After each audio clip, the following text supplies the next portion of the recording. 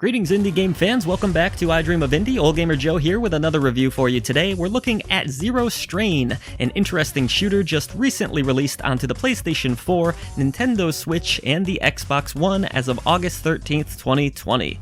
The game comes from developer Kaio Maris and was published by the good folks over at East Asia Soft. This one is normally priced at $9.99. At the time of this review, there is a discount which brings the game down to $7.99, so if you are interested in grabbing this one and happen to be watching this review near release, do be sure to take advantage of that limited opportunity. Zero Strain is a bit of an odd duck for sure. On the surface, it appears to be a rather basic top-down arcade-style shooter, but in actuality, this game features some MOBA elements which create an interesting and certainly a unique feel.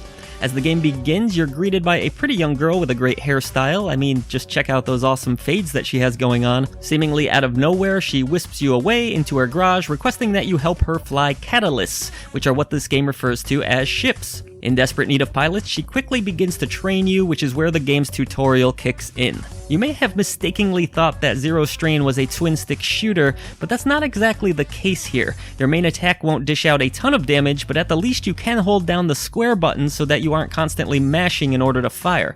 Evading enemy bullets is done with the R2 button, but you're also able to hold the trigger down so that you can quickly boost around the screen, as well as carefully dash through enemy bullets or lasers, which the game will throw quite a few at you. That all sounds simple enough so far, right? That is until the game throws in yet another mechanic.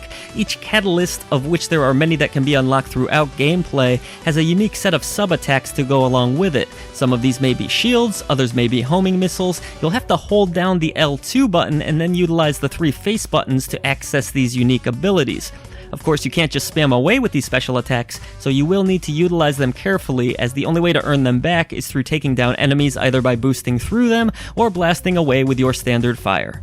And then we have the Synchro Burst. Dealing damage and collecting items and weapons also helps to slowly charge this meter, which I guess you could somewhat compare to activating a bomb that helps to clear out the screen in other games. So again, if you were expecting a standard top-down arcade-style shooter here, that isn't exactly what you'll be getting. There's enough intricacies and differences that help to set this game apart. As you head out into the main missions, you'll encounter a small variety of different objectives which you'll need to meet. Some levels simply involve clearing out wave after wave of enemies, while others may have you defending objects from enemy fire. Successfully completing levels charges the base's overall power level, which helps you to fly deeper and deeper into the universe, or in other words, you can access more levels. Occasionally, you'll also encounter a boss from time to time, so this is a game that will definitely keep you on your toes. There aren't a ton of different modes to go through, but it does switch things up enough from time to time to keep things interesting. Personally, while it did take some getting used to, I ended up enjoying the gameplay of Zero Strain decently enough. I wouldn't say this is a layout that I would want to utilize in every arcade-style shooter, but it was something different and I can appreciate that. It can be a little bit awkward accessing your ship's individual weapons, but the tactical elements and strategies that you'll need to implement, again, they did make things a little bit interesting. Graphically, the simplistic polygonal look of Zero Strain is fairly attractive. Obviously, with this art direction, you aren't getting a lot of detail in the environments or the ships themselves, but I have to say, some of the graphical effects and explosions can look really wild, particularly when you clear out a horde of enemies and progress to the next section of a level. Maybe this is what the new Vectrex console will look like when that eventually launches. Honestly, I kinda dug it. The bumping, thumping soundtrack is also really enjoyable. There's some great electronic music here that suits the atmosphere quite well.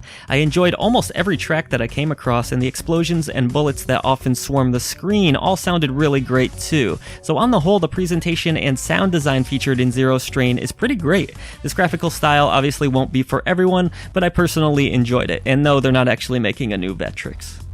Zero Strain is a pretty cool title, I gotta say. It's something a little bit different, a little out there, but for the most part, its creative risks pay off. The developer could have easily settled for creating another top-down shooter, but instead took a chance, and the gamble more or less paid off. I didn't love the control scheme, but I did respect what it was trying to do, and ultimately, the game was still perfectly playable. If you love shooters and are looking to spice things up a bit and try something different that still feels a little bit familiar, consider strapping in for some Zero Strain. The game is available now.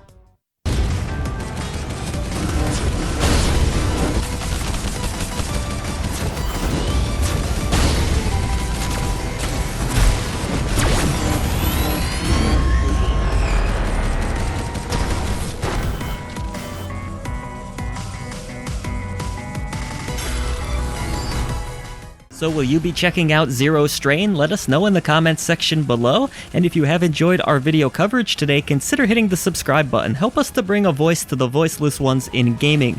There's a ton of other ways that you can support I Dream of Indie down in the description box below, including our brand new merchandise store, or consider becoming a member of our channel. However you end up supporting I Dream of Indie, we thank you so much.